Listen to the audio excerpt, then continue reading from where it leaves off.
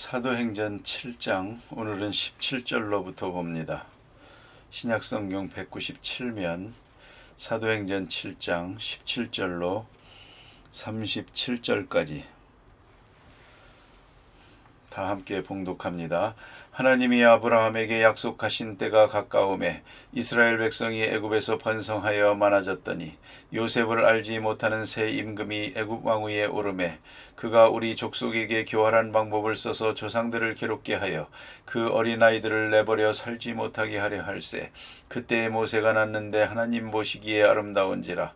그의 아버지의 집에서 석 달 동안 길리더니 버려진 후에 바로의 딸이 그를 데려다가 자기 아들로 기르매 모세가 애굽 사람의 모든 지혜를 배워 그의 말과 하는 일들이 능하더라. 나이가 40이 되매 그 형제 이스라엘 자손을 돌볼 생각이 나더니 한 사람이 원통한 일당함을 보고 보호하여 압제받는 자를 위하여 원수를 갚아 애굽 사람을 쳐 죽이니라. 그는 그의 형제들이 하나님께서 자기의 손을 통하여 구원해 주시는 것을 깨달으리라고 생각하였으나 그들이 깨닫지 못하였더라. 이튿날 이스라엘 사람끼리 싸울 때에 모세가 와서 화해시키려 하여 이르되 너희는 형제인데 어찌 서로 해치느냐 하니 그 동물을 해치는 사람이 모세를 밀어뜨려 이르되 누가 너를 관리와 재판장으로 우리 위에 세웠느냐. 내가 어제는 애굽 사람을 죽임과 같이 또 나를 죽이려 하느냐 하니 모세가 이 말 때문에 도주하여 미디안 땅에서 나그네 되어 거기서 아들 둘을 낳으니라. 40년이 참에 천사가 시내산 광야 가시나무 떨기 불꽃 가운데서 그에게 보이거늘 모세가 그 광경을 보고 놀랍게 여겨 알아보려고 가까이 가니 주의 소리가 있어 나는 내 조상의 하나님 즉 아브라함과 이삭과 야곱의 하나님이라 하신대 모세가 무서워 감히 바라보지 못하더라. 주께서 이르시되 내 발의 신을 벗으라. 내가 서 있는 곳은 거룩한 땅이니라. 내 백성이 애굽에서 괴로움 받음을 내가 확실히 보고 그 탄식하는 소리를 듣고 그들을 구원하려고 내려왔노니 이제 내가 너를 애굽으로 보내리라 하시니라. 그들의 말이 누가 너를 관리와 재판장으로 세웠느냐 하며 거절하던 그 모세를 하나님은 가시나무 떨기 가운데서 보이던 천사의 손으로 관리와 속량하는 자로서 보내셨으니 이 사람이 백성을 인도하여 나오게 하고 애굽과 홍해와 광야에서 40년간 기사와 표적을 행하였느니라. 이스라엘 자손에 대하여 하나님이 너희 형제 가운데 나와 같은 선지자를 세우리라 하던 자가 곧 이 모세라.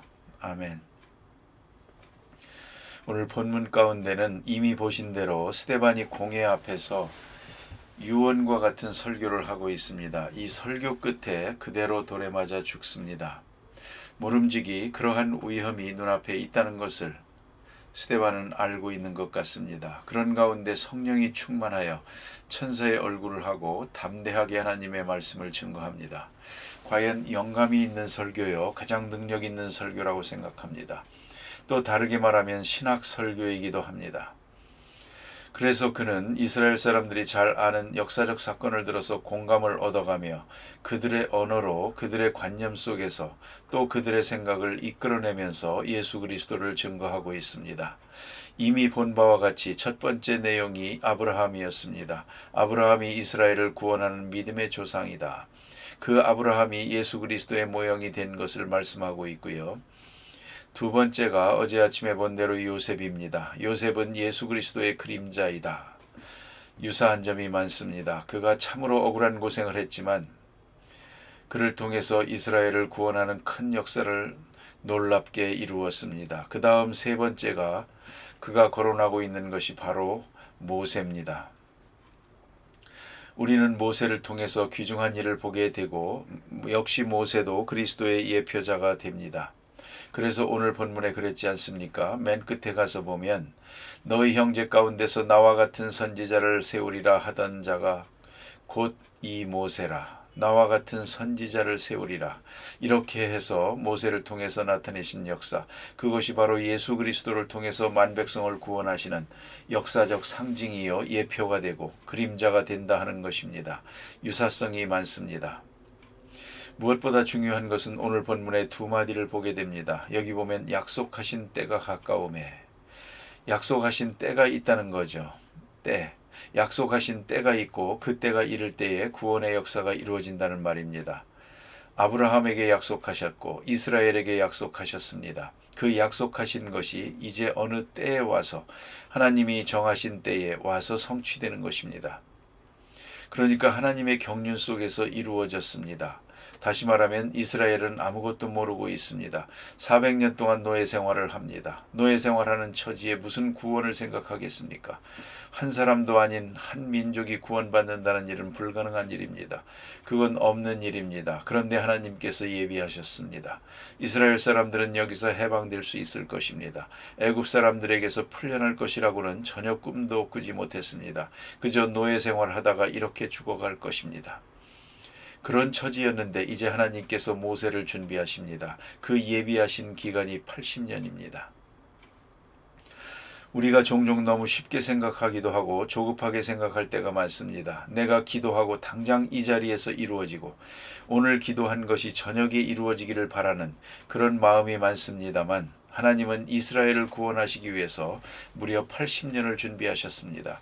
상상을 해보세요. 그래서 어려운 처지에서 모세가 태어나고 바로의 궁전에서 공주의 아들이라는 이름으로 성장을 합니다. 이 성장 과정이 아주 중요합니다. 사람을 키웠습니다. 모세라는 지도자를 키웠습니다. 거기서 애굽의 문물을 공부하고 왕을 대신할 만큼 그런 많은 지식을 얻고 능력을 얻습니다. 그리고 광야로 돌려서 다시 양을 치면서 40년 동안 훈련을 받습니다. 조용히 양들을 쳐다보며 그는 목자로서 일합니다. 상상을 해보세요. 거기서 신비함을 배우고 목자로서 양을 인도하면서 인내를 배우고 지도력을 키웁니다. 그런 훈련을 다 했습니다. 이렇게 80년 동안 훈련할 때에 준비하고 있을 때에 이스라엘도 몰랐고 사실은 모세도 몰랐습니다. 내가 왜 애굽에서 자라야 했고 내가 왜 광야에서 이렇게 유리방황해야 하는지 몰랐습니다. 그러나 하나님은 아셨습니다. 그 점을 깊이 생각해야 합니다. 하나님은 구원을 이루고 계십니다. 그렇다면 오늘 우리가 사는 과정도 그 구원의 큰 역사로 향하는 그 목표로 향하는 과정에 있다는 것을 잊지 말아야 합니다. 예외 없이 하나님의 뜻은 우리를 통해 이루어집니다. 모세의 역사와 우리의 구원의 역사를 비교해 보면 한 사람을 통해 역사합니다. 한 사람. 언제든지 사람을 통해 역사해 주셨습니다. 천지개벽이라고 하는 그런 사건을 통해 이루신 게 아니고요. 홍수를 통해 이루신 것도 아니고 재난을 통해 이루신 게 아닙니다. 한 사람을 통해서. 우리는 좀 화끈하게 어떤 사건이 이루어지길 바랍니다만 아닙니다. 80년 전에 한 사람을 예비하셨습니다. 80년 동안 한 사람을 준비시키셨습니다. 충분히 준비하셨습니다. 그리고 약속하신 때에 약속한 사건을 이루어 나가십니다. 특별히 이때는 몰랐습니다. 아니 모세도 몰랐습니다. 그러나 하나님께서 모세를 부르십니다. 그래서 모세를 통해 역사하게 됩니다.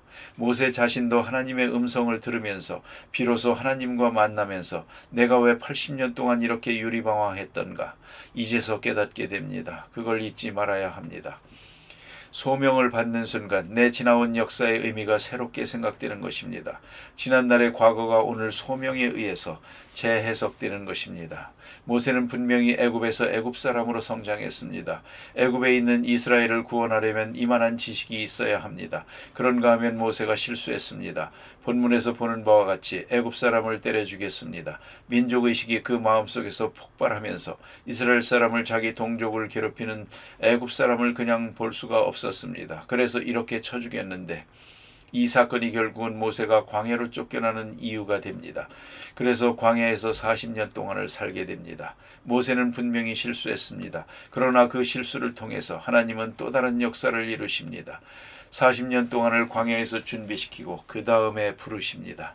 모세는 자기가 부족한 것을 압니다. 그러나 하나님은 그를 부르십니다. 모세는 애굽에 갈 수도 없는 사람입니다. 모세와 하나님과의 대화 속에서 우리가 재밌는 것을 발견할 수가 있습니다. 그건 뭐냐면 모세가 나는 말을 할 줄 모릅니다 라고도 변명하고 나는 그런 능력이 없습니다 라고 말하면서도 끝까지 안 하는 말이 있습니다. 내가 사람을 죽였습니다. 그 말을 안 합니다. 그 말을 못합니다. 그런 거로 나는 애굽에 갈 수 없습니다. 애굽 가면 당장 바로 왕이 나를 죽일 겁니다. 그런 거로 못 갑니다. 그 말을 못합니다만 하나님이 왜 모르시겠습니까? 그럼에도 불구하고 모세에게 말씀합니다. 나만 믿고 가라. 모세에게 뭘 원하고 계십니까? 하나님이 원하시는 바는 무엇입니까? 너 자신의 자격은 묻지 말라. 말 못하면 말 잘하는 형을 동반하게 해주마. 파트너로 약한 것을 강하게 하고 모르는 것은 알게 하고 내가 너와 함께 한다. 가라. 가라면 가는 겁니다. 모세에게 전적인 순종을 요구합니다.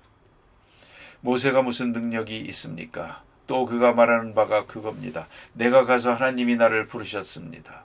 그런 거로 우리가 노예 생활에서 벗어나야겠습니다. 하고 말할 때에 누가 나를 믿겠습니까? 하나님이 나를 보냈다는 것을 믿을 자가 누굽니까? 누가 나를 믿겠습니까? 모세 자신도 못 믿는데. 바로 여기서 우리가 생각해야 됩니다. 모세가 하나님이 나를 부르셨다는 것, 하나님이 나와 함께 하신 것, 하나님이 나와 함께하면 무슨 일이든지 할 수 있다는 것, 모세 자신이 믿어야 합니다. 그리고 지난날의 80년이, 아니 내가 세상에 태어난 것 자체가 하나님이 오늘 이 일을 위하여 나를 세상에 보내신 것이다. 80년 동안 훈련을 시켜놓았다. 지금 가라 하면 가야 됩니다. 전적으로 순종하는, 생을 걸고 순종하는 그 믿음을 하나님이 원하고 계십니다. 또 있습니다. 그것은 바로 이스라엘에 가지는 믿음입니다. 이스라엘에게 하나님께서 바라는 게 뭡니까? 모세를 믿으라. 내가 모세와 함께 한다는 것을 너희는 믿으라. 모세의 말이 내 말이요. 모세가 인도하는 것이 내가 인도하는 것이다. 내가 모세와 함께 할 터이니 너희들은 모세를 믿으라. 그렇습니다. 이스라엘 백성들에게 바라는 건 다른 게 없습니다. 인간적으로 가능하냐 불가능하냐 하는 것도 물을 필요가 없습니다. 문제는 전적으로 하나님의 말씀을 믿습니다. 하나님이 우리 백성을 구원하신다. 믿어야 됩니다. 아주 중요한 것입니다. 모세 자신도 하나님이 나와 함께 하신다. 믿어야 됩니다. 오직 믿음. 어떤 믿음입니까? 이 믿음은 구체적인 것입니다. 그래 하나님께서 모세에게 네 발의 신을 벗어라. 내 과거를 벗으라는 얘기이기도 하지만 또 다른 말로서는 노예는 신발이 없습니다. 신발을 벗으라. 이제부터 너는 나의 노예다. 노예는 소유권이 없습니다. 심지어 노예는 도덕성도 없습니다. 주인이 명령하는 대로 할 뿐입니다. 가라면 가고 오라면 오고 저 사람을 죽이라면 죽이는 것입니다. 왜요? 그는 주인의 손발일 뿐이니까. 자기가 판단할 아무 능력도 없고 판단할 자격도 없습니다. 주인의 명령에 따를 뿐입니다. 그런 고로 하나님께서 모세에게 말씀하십니다. 네 발의 신을 벗으라. 오늘부터 너는 나의 노예다. 대단히 중요한 교훈입니다. 전적으로 믿어야 합니다. 하나님만 믿고, 두 번째는 이게 중요합니다. 하나님께서 모세에게 말씀하셨다는 것을 믿어야 합니다. 모세에게 나타나신 것을 믿는 것입니다. 이스라엘 백성이 지금 보는 것은 모세뿐입니다. 하나님을 직접 보는 게 아니에요. 하나님의 음성을 직접 듣는 것도 아닙니다. 여러분 이걸 잊지 말아야 합니다. 모세가 하는 말은 그대로가 하나님의 말씀이었습니다. 이치에 맞든 안 맞든 문제가 되지 않습니다. 모세 중심적인 출애굽 역사라는 걸 잊지 말아야 합니다. 하나님은 모세와 함께 하시고 모세는 하나님을 믿고 이스라엘은 모세를 믿고 하나님을 믿는 믿음이 모세를 믿는 믿음으로 구체화되고 하나님께 순종한다는 것이 바로 모세에게 순종하는 것이었습니다. 그래서 모세가 명령하는 대로 이리 가라면 가고 오라면 오고 자 문설주에 피를 바르라 하면 바릅니다. 떠나라 하면 떠나고요. 홍해를 건너자 하면 건너는 것입니다. 그런 생각이 듭니다. 모세가 지팡이를 들어서 홍해를 칠 때 홍해가 갈라졌죠. 영화에서만 봐도 장엄하지 않습니까? 물이 좌우에 섰습니다. 그 사이로 백성들이 지나갑니다. 저는 그럽니다. 그 사람들 믿음 대단하다고. 아니 건너가다가 확 모이면 어떡합니까? 굉장한 믿음입니다. 이것은. 갈라지는 것도 중요하지만 갈라진 사이로 지나가는 그 믿음, 이게 얼마나 어려운 것입니까? 그대로 물이 합쳐지면 몰살하는 것인데요. 모세가 선두에 서고 백성들이 뒤따라갑니다. 상상을 해보세요. 얼마나 아름답고 귀한 믿음입니까?